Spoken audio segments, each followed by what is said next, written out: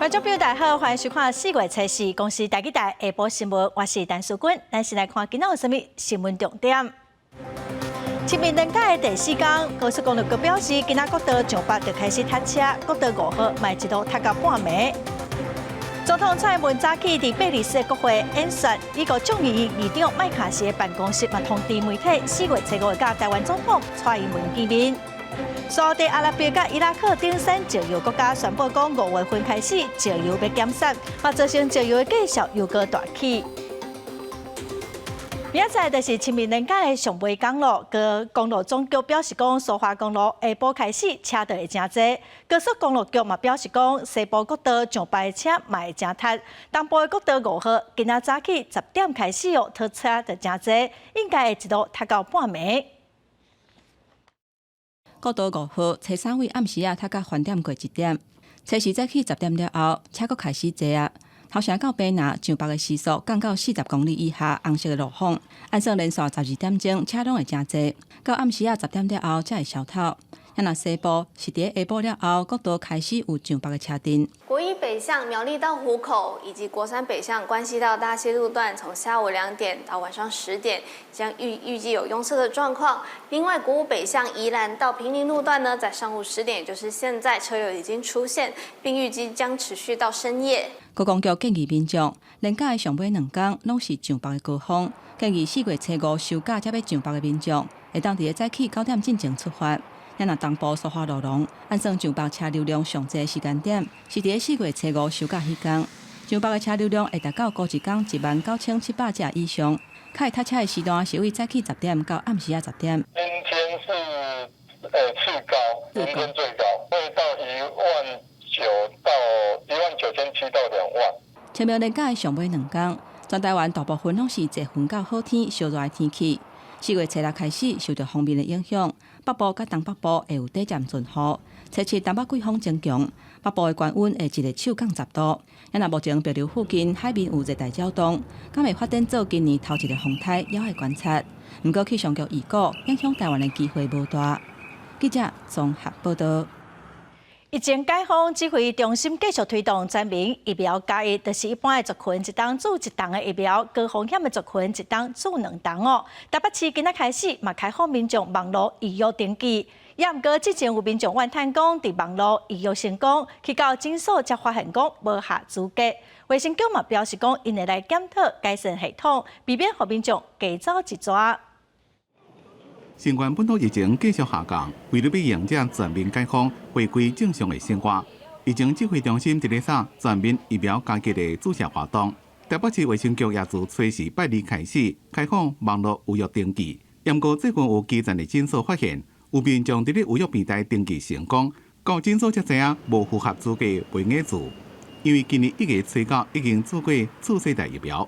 最常见碰到，其实大概就他明明今年度已经打过 BA.4、BA.5，那现在又预约成功了哈，然后只要民众有时候他其实在那个选项没有看仔细的时候，就很容易 miss 掉。对此，台北市卫生局讲，中央的政策是，无论已经做过几期疫苗，一般民众一年只需要注1支次世代疫苗。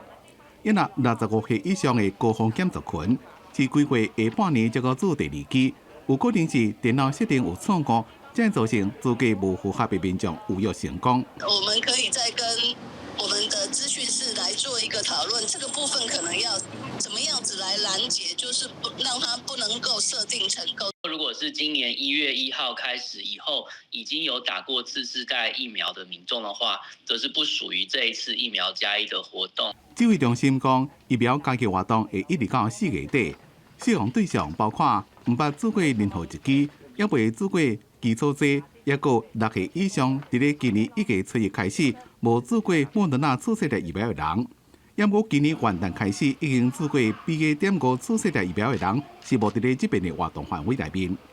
记者综合报道。总统蔡英文目前人伫贝里斯访问，今仔伫贝里斯国会发表演说，讲到有国家想要破坏台湾甲贝里斯的友谊，也毋过嘛强调讲两国友谊是真坚定。另外，美国众议院院长麦卡锡的办公室嘛发采访通知媒体讲，会伫美西的时间4月初5，甲台湾总统蔡英文伫雷根图书馆见面。针对中国不断威胁，总统府是表示讲，中国无权利干涉，嘛期待甲议长面对面交流。贝里斯参众两院议长递交友台动议，总统蔡英文伫过5年了，国访问贝里斯国会，伫咧洪都拉斯甲咱断交了，全力稳固友邦。蔡英文也重申5年前伊讲过，双方友谊毋是空嘴的承诺，也批评中国乌饼客。While we recognize that there are countries that seek to insert that wedge into this friendship, we have remained close because of our common values and our shared vision for a more prosperous and peaceful future. We will also continue to work together to demonstrate that democracies help one another and we deliver. 蔡英文强调，贝里斯长期挺台，毋但通过友台决议，也几多遍伫咧国际上为台湾讲话。两个国家的合作计划真多，也见证签署台北技术合作框架协定。贝里斯总理也讲，贝里斯学生若要出国发展专业，就一直选的国家拢是台湾。May I add, Madam President, all of them fall in love with Taiwan.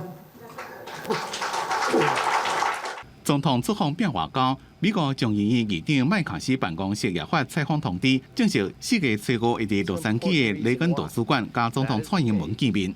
总统准备好要跟麦卡锡见面，聊些什么了吗？总统，我们今天不是来看羊吗？什么时候看麦卡锡？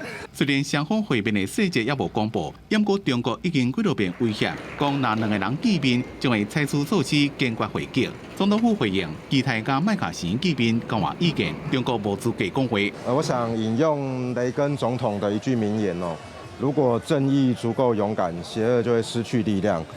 民主台湾要跟民主的国家进行交流。这是台湾2300万人民的权利，中国没有智慧的余地哦。记者综合报道。再来看前总统马英九，佮伫中国早起去抗日将军张自忠的墓园祭拜，伫过程中伊佮下手囡仔7目屎。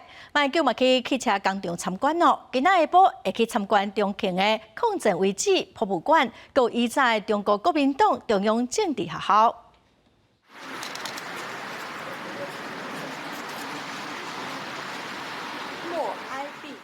对落地啊，摕手巾仔出来意目屎，三下点头来表示致意。前总统马英九初时早起去张自忠的墓园来祭拜，因为张自忠是去互日本包围伫个金瓜店战死，甲对方中华民国陆军2级上将，这是第2摆世界大战顶望军阶上界悬的军人。听到讲张自忠的生平事迹，马英九以目苦甘目甜，还佫陪张自忠的孙仔张庆成，因双人拢有互动。这个天上瘦瘦的就是我。这就是张庆成县长。伫个离开墓园进前，马英九还佫挑工伫个这个书签顶悬来签名，甲送互张庆成。时刷伊就去到赛力斯汽车的两工智慧工厂去参观。马英九遗址安全无来参观厂房，还佫听这个导览员来小解几啊遍，还佫有咧问，甚至讲还佫真有兴趣伫顶悬来试坐。小易，驾驶做按摩。马英九以手换韩导路，真认真地听这个汽车功能的小解，看起来敢真有兴趣。初时下晡，马英九办陪要去参观重庆抗战遗址博物馆，也佫有中国国民党中央政治学校的旧地址。初5的早起，佮要坐飞机飞去上海。记者综合报道。明年又搁要选举，南亚立委的初选提名，党内是非常的竞争。台北市的费鸿泰甲徐卡新两个人是吵吵闹闹哦。传出讲市长蒋万安甲台北市党部的主委有见面，有可能会来斗3工协调。蒋万安是表示讲有法度协作话，已经会来斗3工，嘛望讲党内初选机制会当公平，互大家团结。戴大顶帽啊，甲假头章，用真显目的造型来声遮的囡仔。台北市长蒋万安参加剧团的活动，庆祝儿童节。昨日啊，宣布台北市的国校啊，4月份会当在因经一天转换上下课的时间，变做上课10分钟，下课40分钟，引起大家讨论。1年1次儿童节，让他们放松一下，这样子。1年只有一次那 OK 啦。很开心啊，因为可以一直玩啊，不用在那边上课，一直讲课文，一直念课文。转换上下课的时间，囡仔是真欢喜嘛，真期待。不过部分的家长烦恼囡仔会算甲放弃，读册袂专心，希望有配套的措施。针对这点，蒋万安表示，无论是规工或者是部分的时间，还佫有正向的方式，学校拢会当有春秋来做调整。那各界嘛关注2024年立委选举，那野党内齐卡森甲费鸿泰双方相斗要持续地炭烧。即马嘛传出蒋万安甲台北市党部的主委黄立根如见面，无排除会出手协调。他们2位都是行内非常优秀的同志，我想只要是我能够努力还有协助的地方，我一定义不容辞。那其实现在最重要，我们希望初选机制能够公平稳定。以及接下来最重要的，在初选之后，怎么样能够团结一致？蒋万安强调讲，初选的阶段一定会有竞争，希望在过程当中会当互民众了解大家对地方的付出，也有未来会当帮助市民解决的问题。透过正向的方式来确定初选机制公平，这是民众所期待的。记者综合报道。咱外交部驻巴西办事处一个姓王的组长，伫3月初行底路，因某出面指控讲，因翁就是因为不肯核销上过悬的官舍维修的费用，受到同事的霸凌，才会上袂开。这个组长的某要求外交部长5交涉主持公道，外交部嘛表示讲会来调查。英国捌伫西班牙国际旅游展览，这个姓王的外交官是真拼死伫宣传咱台湾的美景。希望观光客会当来台湾佚佗行踏，感受台湾人的热情。不过后来伊互调去巴西，3月份的时阵，煞为伊住的所在16楼跳楼不幸过往。网络顶有一张因太太的声明稿，伊法冤枉强调讲，因翁婿互派去巴西9个月，伊怀疑是因翁婿无愿意落错核销要40万美金官舍的维修费，错去互因同事报鸟饲仔冤，讲伊食钱。嘛强调讲，因翁婿伫在生的时阵有录音讲出伊的心声。有传互拉美苏中官，希望外交部会当主持公道。嘛，质疑驻地同事想要出来影响舆论，对外讲死者是因为无法度甲因情某放袂记哩，离验了后去得到忧郁症，才会来想袂开。请外交部的尽速查明啊，厘清一些疑虑。那至于说里面涉及到有没有这个霸凌的问题，或是说有没有涉及到里面的经费挪用的状况的话，这个行政调查的过程当中，一定要调查清楚啊。40万美金工程款这部分，如果让大家产生疑虑的话，也会让大家觉得说里面是不是有相关的一些弊端，可能会在这里面来做发生。因为有外交官发生不幸，因太太希望外交部长吴钊燮会当替死者申冤，也若立委要求外交部都要查明真相，嘛希望因太太会当出面讲和平。要求外交部必须客观的进行调查，不可以一再发生类似在职场上霸凌的情况。建议家属要出来做进一步的说明，会让外界比较了解。王组长在3月10号上午在驻地寓所轻生后，外交部立刻全力协助王组长夫人在最短时间内前往巴西处理后事。王组长夫人抵达后，住处也尊重其意愿，举行了宗教仪式处理善后。外交部强调讲，针对因太太相关的指控，外交部会持续调查相关的事情来理清案情。嘛，因为当日的别墅感觉真唔甘。记者综合报道。中国针对美国的科技厂商美光伫中国市场卖的产品展开网络安全的审查，外界嘛认为讲这是中国对美国长期科技战的反击。彭博社的报道嘛指出讲，市场烦恼中国的一波反制的对象，会是高通、pit通、英特尔加美国的半导体厂商，唔来影响到大陆市场，嘛会冲击到咱台湾的厂商。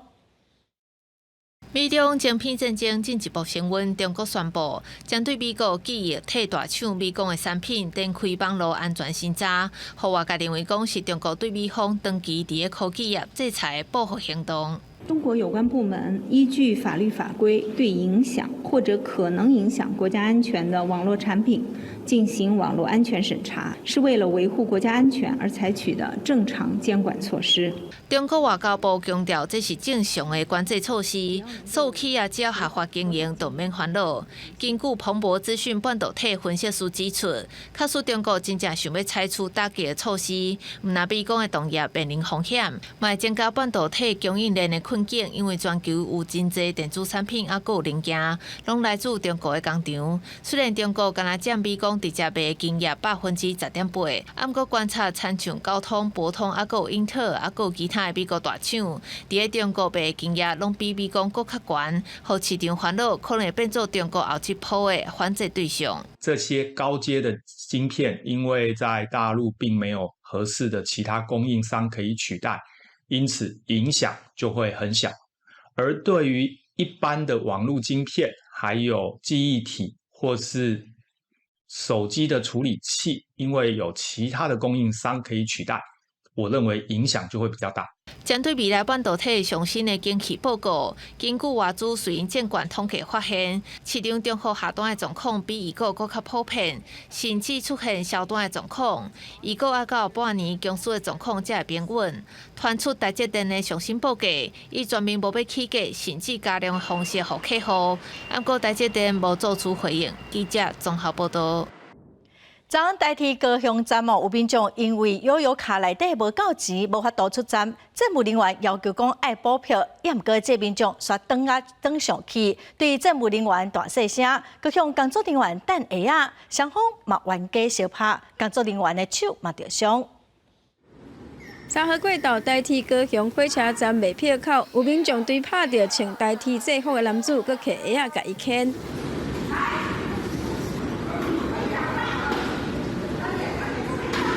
女子一度激动来揪对方，女性的工作人员来苦劝，嘛是同款红骂。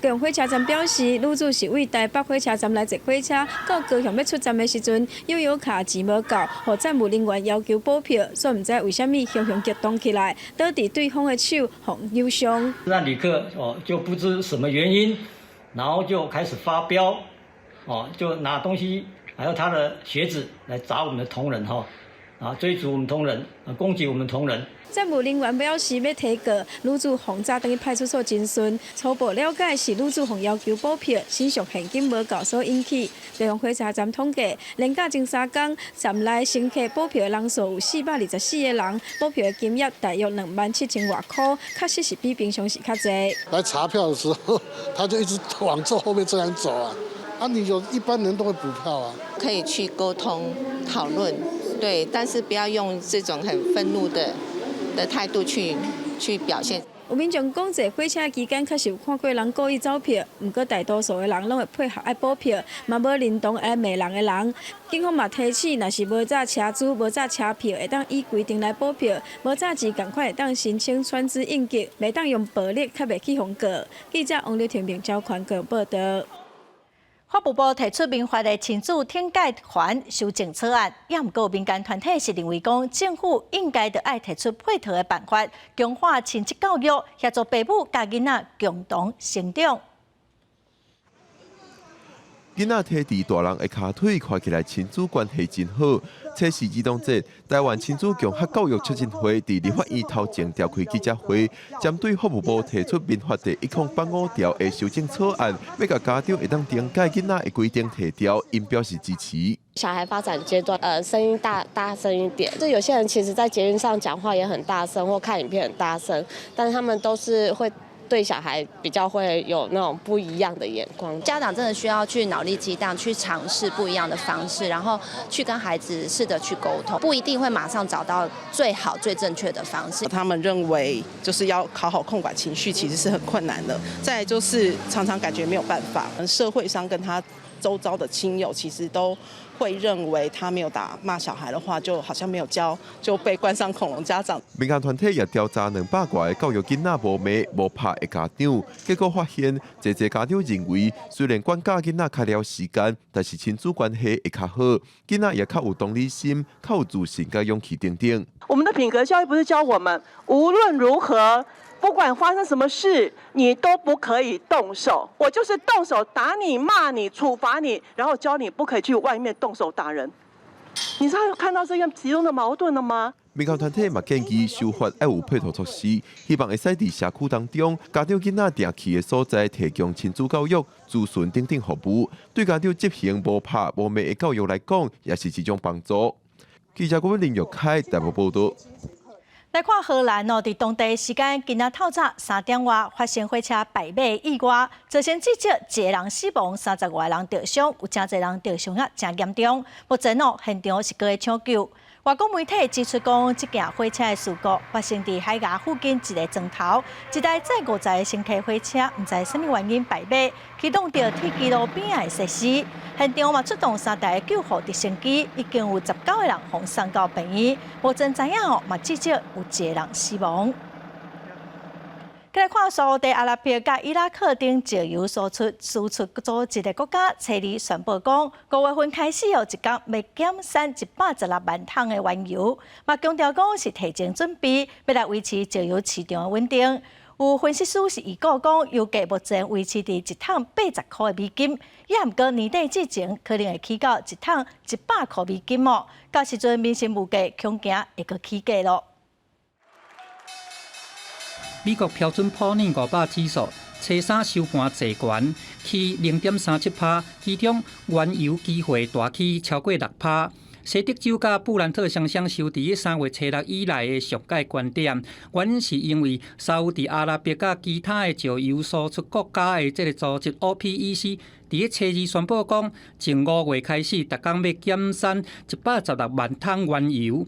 全球石油主要的出口国沙烏地阿拉伯表示講，會安尼做，伊的目的是要來維持石油市場的穩定的一個預防性措施。In the past, they've been a bit more deliberative, but right now, I'd say they are attuned to the market.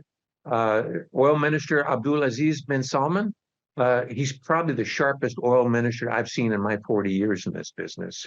He's independent. He's more focused on what his counterparties in OPEC Plus, particularly Russia. 包含沙烏地阿拉伯、俄羅斯、科威特，也閣有伊拉克，這個國家攏表示講要自願來減產。其中3國甲5國逐工攏要減產50萬桶，這是 OPEC 煞去年10月以來宣布講逐工要減產差不多200萬桶，上界大的一個減產，嘛有可能來致使甲美國的關係進一步緊張。白宮批評講，這款的減產是無通好，並且呼籲沙國甲其他的這個盟友都愛增產石油來扭價油價。美聯社報道講，油價起懸會當通來補貼俄國保定政府的金庫，並且迫使西方國家的民眾佇通膨的壓力之下，對落地啊任較濟錢來買石油。And they like to keep it above $80, and this move has done that. And I think it also reinstates or reminds people that oil prices are going to be managed and balanced by OPEC and no one else but OPEC in this market.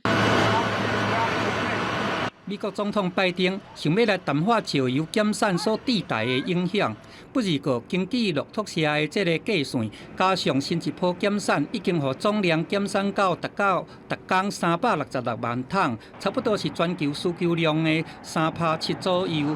華爾街日報更加講，美國聯準會辦會要佇個5月的會議，城內的這個可能性會再度來壓懸。公司新聞鄭依仁編譯。美國國家廣播公司 NBC 初三指出講，第2月份轟拍落來中國偵察氣球佇飛過美國天頂的時，已經將所接到的敏感情報甲資料傳轉去北京咯。若毋是拜登政府隨個甲氣球毀掉，代志會閣愈嚴重。也毋過美國國防部初三是表示講，目前並無法度來證實講 NBC 的報道。美國國家廣播公司 NBC 報道，今年初飛過美國天頂的中國偵察氣球，2月初時被拍來進前，已經收集到真濟軍事基地情報，傳轉去北京。報道是引述3位現任加前任高級官員的講法。其中一位講，氣球收集的是電子信號，唔是影像。這款電子信號會當對武器系統摕到，或者是包括基地人員的通信。北京甲五角大樓攏無證實相關報道，不過已經採取措施限制氣球的偵搜能力。并且强调，若是拜登政府无即时行动，气球可能会传更加侪资料予中国。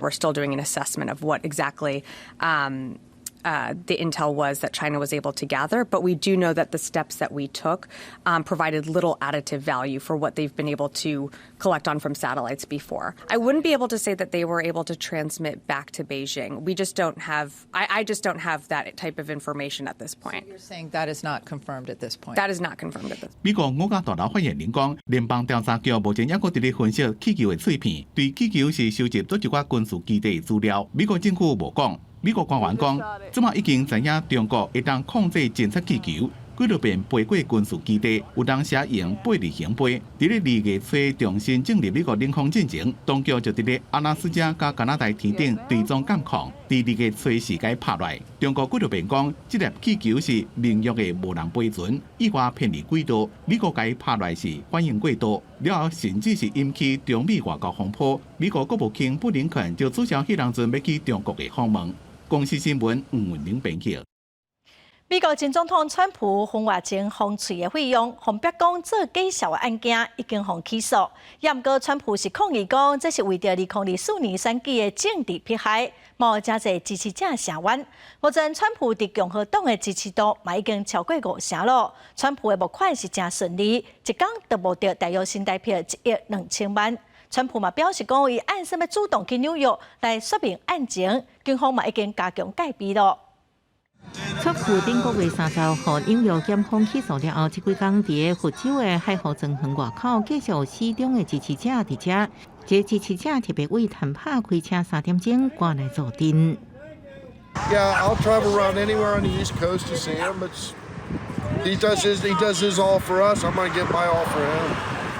I'm not giving up. We need him back. 川普在2016年大选进前，付成人片愈扯13万美金，合新台币400万的风吹钱，避免两人婚外情曝光。暗过事后选用法律顾问费的名气做介绍，接做美国史上第一位遭到刑事起诉的前总统。伊马上谴责这代志是政治迫害，佮呼吁支持者出面调停，佮趁机会为选举募款。Instead, our presidential campaign has always been funded by grassroots patriots like you. Your contribution today will show the left that nothing can destroy the greatest political movement in history. 川普团队利用部落格进行才开放使用名册大拍募款广告，结果在起诉了后，短短24点钟之内，就募超过400万美金，合新台币1.2亿。伊按算初时去纽约曼哈顿法院说明，暗时高通去佛州大所在发表演讲。There will be some fingerprinting, filling out some forms. Whether or not it will be put in handcuffs, I don't know. I expect they will avoid that. 根据美国宪法的规定，川普被起诉并未影响伊参选总统。目前看起来，这代志反正在做中伊伫党内争气。根据一个上新的民调，共和党人对川普的支持度目前到57%，比上强的对手德桑提斯悬出1.6个百分点。专家评估川普为赢得党内提名，可能要求将这案件审理延到初选了后。不过检方向前无法度同意。公司新闻张慧斌编辑。法国年金改革争议个继续，不过煞个发生讲有一个查某部长，正做是《花花公子》杂志的封面人物，代志是百空哦。另外，伫荷兰有新工作者上街头抗议政府缩短因的营业时间。前规书白色用双看向远的所在，法国社会经济甲法国协会部长史亚帕最近经常承认杂志《花花公主》法国版4月号封面，毋但引起反对派普遍声音，连广东总理博纳拢表示，安尼就无适当。尤其法国社会目前当初第年纪改革危机，安尼行为，互民众更加生气。40岁史亚帕2017年入狱，捌是女权作家，佮担任过性平部长，任内推动性骚扰法案，男性若对女性酷诉也是紧张会放当场挥发。即摆以12夜专访谈论女权甲多元性别议题，别出争议了后，也亲自伫推特捍卫女性身体自主权。因为进前总统马克宏传出要接受儿童杂志的采访邀请，即马阁有部长登上承认杂志宣传理念，互反对派批评执政党的沟通策略处于失控的状态。不过内政部长马南刷为史亚帕讲话，学了伊有真性情，也尊重伊的决定。画面来到荷兰首都，真侪性工作者挂面区上街示威，抗议政府将红灯区营业时间由原本透早6点关门，提早到透早3点，而且透早1点了后就袂当接新的人客，影响性工作者的生存。 We are witnessing another attempt to close the red light district. There's not even negotiating with the sex workers organization. So I think that this is a conversation that we must have. City center is becoming very problematic, and we have to find a solution. Let me say, for now, I will come back to you without cameras, without a lot of noise. 着急安打抗议的民众，阿姆斯特丹市以治安为由加强管制红灯区，也毋过性工作者所管路新规定会引起歧视行为。那一旦合法接客时间大大缩减，恐惊会有真侪人转为地合接客，人身安全会更加无保障。公司新闻牛眼编译。 世界卫生组织 WHO 一份上新的报告指出，讲全球大约有17.5%的大人有不孕症，嘛，就是讲6个人都有1个人可能袂生哦。伊嘛呼吁各国的政府伫少子化的时代，嘛应该重视这个问题。世界炊事儿童节，每一个囡仔拢是爸母心中的宝。即马少子化，也毋过也真侪翁某是想要生煞生袂出来。 世界卫生组织 WHO 分析自1990到2021年相关研究了后，伫册3发布一篇报告，讲全世界每6个人内面就1个人患有未生的情形。 Infertility is a medical condition. The report shows that 1 in 6 people are infertile over a period of a lifetime. WHO 定义男女伫咧1年或者是1年以上有持续无安全的性行为，也毋过由于无法度有生。 就符合未生的标准，也毋过即马伫咧讨论的，大部分拢是关心骗婚、临时未生，所以未生的症状的治疗或者是服务，长期拢无受到重视，患者常常爱付正庞大支出。这份报告正拄好显示未生的问题的重要性甲急迫性。 WHO is calling for greater policy prioritization of infertility. We're calling for greater access to infertility services, and we're calling for greater evidence, better evidence to be able to address the treatment issues. WHO 强调，未生的情形正普遍，高收入国家大概有17.8%成年人有未生的经验，收入较低的国家成年人差不多是16.5%。 所有国家甲地区未生的比率拢正共款。对过去资料虽然会当知影，全世界17.5%的成年人有过未生的症状，也毋过无法度就来讲，现代人未生的几率深受增加的情形。记者综合报道。 台中的台里有一个常常出车祸的三叉路口哦，利用太阳能的智慧路标来提醒驾驶，也毋过若是无日头就无电无作用，互民众是真困扰哦。另外，对3月31开始，汽车无让行路的人先过车路，上侪是拢会当罚3600块。 路口的电子扛棒一直是提醒驾驶来到巷仔口要减速，准备回车。台中市台里区顶厝路21巷，去年底试办智慧路标，但是因为是用太阳能发电，一个拄到了雨天，就袂顶袂动。好天虽然会当正常运作，但是时间伤短，互民众三无涨。显示的秒数太短哈，来车的话就是会看不到，不清楚了。 好现在是它是发现是说用太阳能，太阳能的话它蓄电又太短，所以的话就是效果不是很好。春雨要来了嘛那梅雨季或是夏天要下暴雨的时候，就在这样子的时候是很危险的时候，反而它就不亮了，那不是就是原来的美意就等于0了。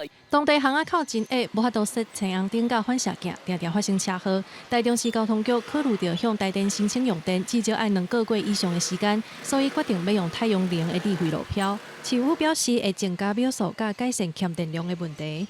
闪烁感应之后的秒数比较不够，那这个部分我们可以调。彩虹太阳能它的蓄电量会比较没有那么充足，增加它的蓄电容量，或者是说串接的方式。 甚至未来我们也可以考虑说正常再跟台电申请。同款是交通安全，台中警方继续改善过路人地角的摆名，只要车辆伫路口拄到过路人3公尺以内无停落来让人过，汽车上悬一律罚3600块。汽车行经行人穿越道不礼让行人，将从原本小型车罚款2000元，大型车罚款2800元。一律以法定最高额3600元处罚。市府也考虑伫33位路口将斑马线变矮，增加庇护岛，改善路顶等等，要来维护过路人的安全。记者综合报道。来看台南市的赤坎楼安平古堡顶古节门票拢起价了，市政府是表示讲票价已经20档哦，拢毋捌调整。即马全票是对50块起到70块，半票是对25块起到35块。台南市的市民同款拢免费。年假期间，台南市有不少观光客有人去参观古迹，所发现票起价。台南市文化局下开古迹赤坎楼安平古堡，又在金城这景点，全票本来50起到70，半票是起10块。啊，不过台南市民有还是边境免费参观。应该还好。维护古迹需要钱吗？刚好看到这个正在整修，或者是说，如果说他把它停下来，等整修完再一起开放，我觉得会比较好一点。有人认为起步费应接受，有人认为部分古迹依然的维修，起票价所无法度参观全部，无可能价值。啊，不过台南市文化局回应，顶一摆起价是20多年前的代志，即马不过一直称悬才起价。那这20年来呢，我们的基本工资已经从15840已经上涨到了26400，所以也就是说，我们整个人力维护的成本都大幅的增加了。用基本工资这2年来已经起超过67%为例，市府指出古迹收支大部分靠卖票甲民众消费来维持。参考全台古迹景点，全票差不多伫60到100之间，决定小可调整市府文化局下开古迹景点票价，是反映成本也维持服务品质。记者综合报道。台南客家的西瓜是真出名，最近其中一个产地红家町仔社区已经开始采收了。因为今年欠水西瓜较细粒，产量嘛较少，也毋过甜度是较悬。目前产地介绍一斤卖12块，是卖甲呛呛滚。一刀甲西瓜破落，就当看到红色果肉，佮果汁脆脆的。伫热天时食一喙，有影透心凉。台南出名的客家西瓜最近上市，产地红家町社区已经有农民开始采收。毋过受到最近欠水影响，西瓜甲往年比是拢较细粒。20瓦、30瓦，啊，今年这个版拢伊20斤啊，20年斤啊安尼尔。哦，减足多啊！像阮咧种地时，甲这就拢完全拢无落啊。那细粒产量佫减少1/3，农民强调，毋管甜度也是水分，品质拢无较歹。客家西瓜种伫红家町甲汀州，因为我巴掌溪土质拢是有盐分的沙土，互西瓜汁会使甘甜甘甜，受市场欢迎。当年4月开始是产季，最近佫有农民趁清明连假伫社群网络推广，以大袋斤12块咧销，一工就卖3000袋斤。巴掌溪河床啊，伊反正算有海风，伊虽然大袂起，啊伊平分水分拢会足正常，真诶品质有够好。买当透过脸书传让我看，然后我问题啥货，我买当喺度检讨。因为阮会做迄个因啊，就是即个，因为我们品质保证的啦。你有啥问题，阮若真正问题，阮会补一了互你安尼啦。今年大粒西瓜平均敢若20袋斤重，虽然符合小家庭消费者选购的标准，不过农民收入表示有差。农民讲，这期种的西瓜生了拢袂歹，真正必顺最上顶状况。甜度湿水拢是上顶，一年客家区公所拢会举办西瓜节，最近嘛咧规划中，希望民众把握产季，来客家要上钓时口感上好的西瓜。记者综合报道。前几日中南部总算有淡薄雨水，也毋过嘛是真有限。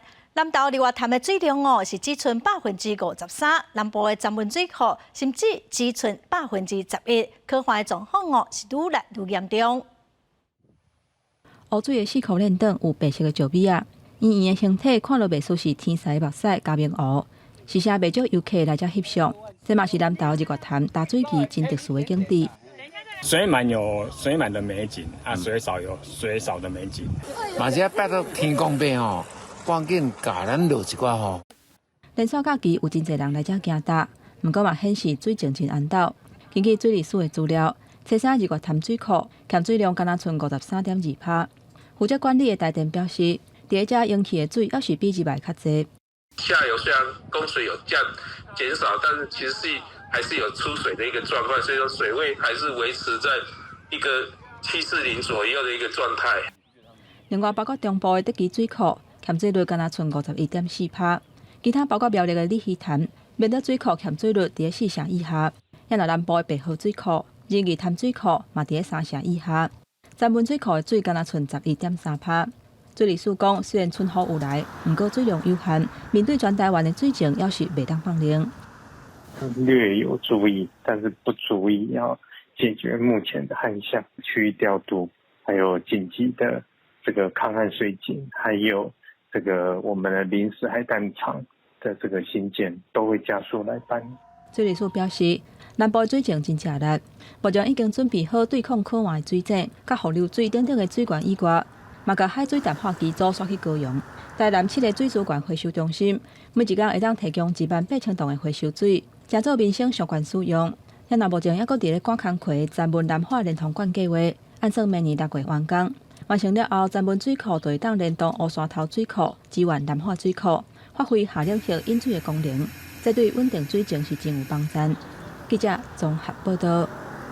最近真侪药啊拢欠货，卫生福利部启动药品供应通报处理中心，望讲会当随时来掌握药品的供应。卫生福利部的处长王必胜嘛强调讲，已经要求所有医疗机构、各药局等等随时来通报欠药的状况，按说后礼拜会个统一来对外说明。为避免有欠药的代志，卫福部3月底启动药品供应通报中心，中药、西药儿童困难处理药品甲医材、罕见特殊营养品甲紧急药物、公费疫苗、传染病用药等5大范围拢伫内底，互医疗机构、药局等应及时晚点个通报上新的欠药的状况。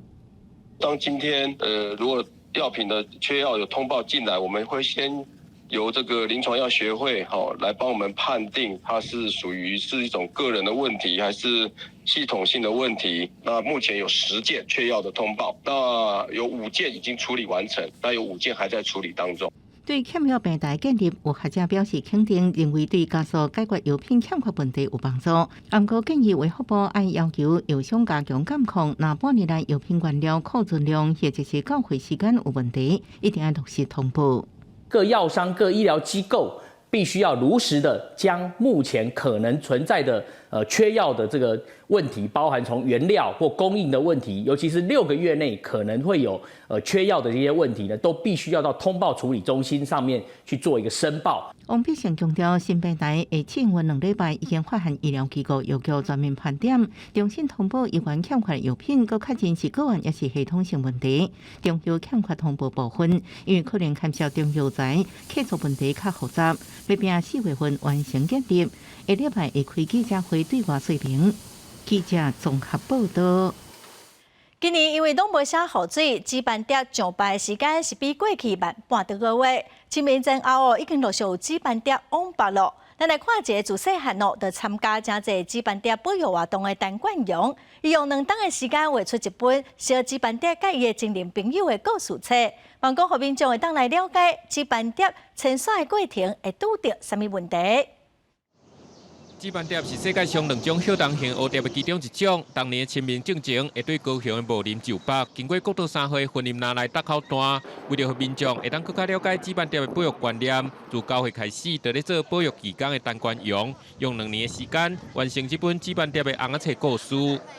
故事其实它很有力量，然后我自己又爱画画，所以我觉得可以就是故事文字，然后故事加上图画，可以让小朋友可以更了解紫斑蝶，然后高速公路防护网这些是有一点点知识性又有点生硬的东西。就是看完就觉得，对这个紫斑蝶有更进一步的认识，然后也让小朋友知道，我们保育紫斑蝶是很重要的。这本红册是咧写紫斑蝶甲伊的精灵朋友的互动。春天陪伴紫斑蝶就北，不过沿途经过高速公路拿来路段时，所有车弄着伤。后来精灵甲斗3工拿防护网来减少死伤。台湾紫斑蝶生态保育协会表示，今年的客观影响，紫斑蝶就北时间有比往年更较慢半个月。有比较慢从蝶谷出发，可是它还是在清明节的前后，就是有大量的紫斑蝶吊打。整体上来讲，今年的数量还不错。那以3月30号来讲，它是最大量是在1分钟有555只，那一整天飞下来有49000多只。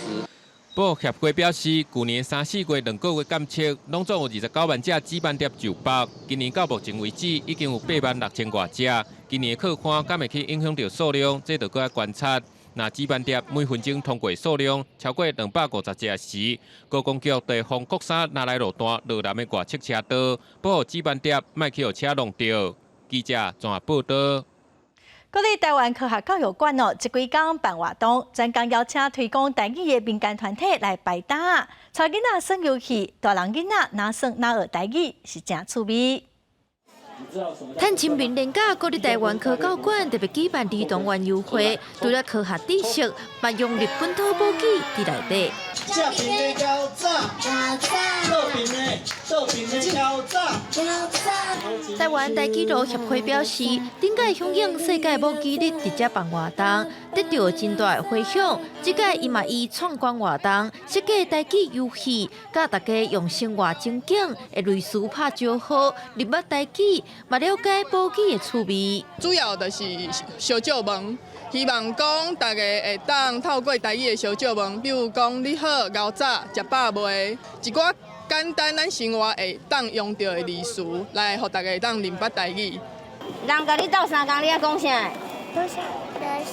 啊，搁有咧，努力，恁就是人顶一个。除了耍游戏，嘛教父母引导囡仔讲武器的撇步、唱用歌谣，绘本增加囡仔的理解，大大增加思虑等等。台湾台基路协会表示，因伫活动中发现真侪家长对唔敢讲，到带囡仔做回进步，同齐甲流失的武器捡回来。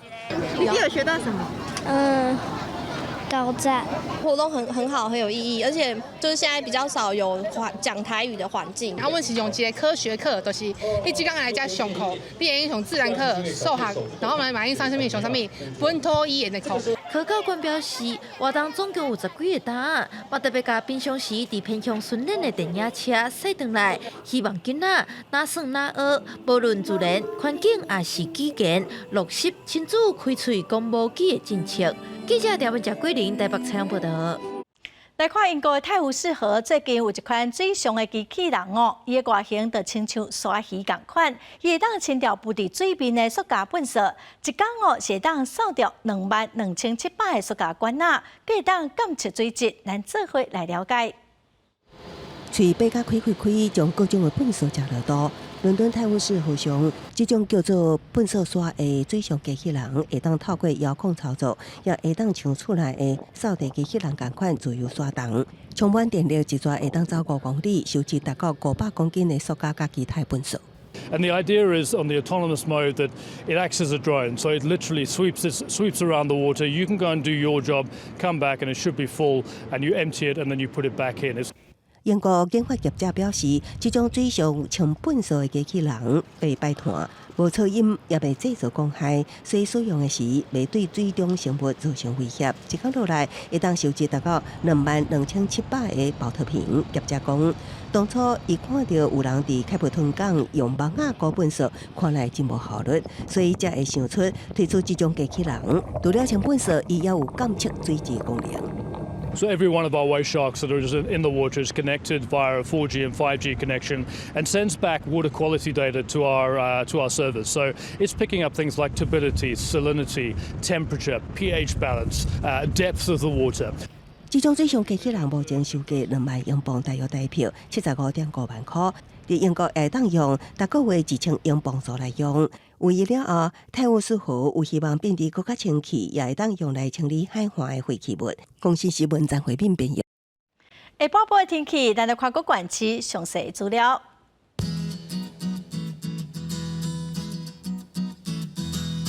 北部地区上低23度，上悬29度。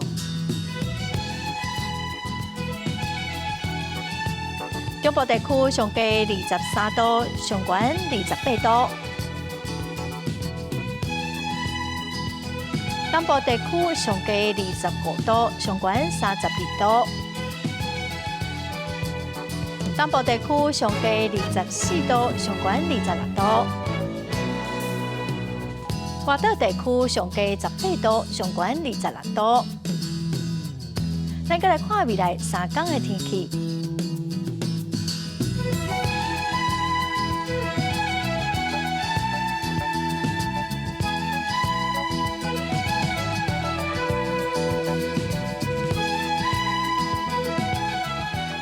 感谢观众朋友收看《公视台记台下晡新闻》，我是陈淑君，明仔载下晡3点，咱再会。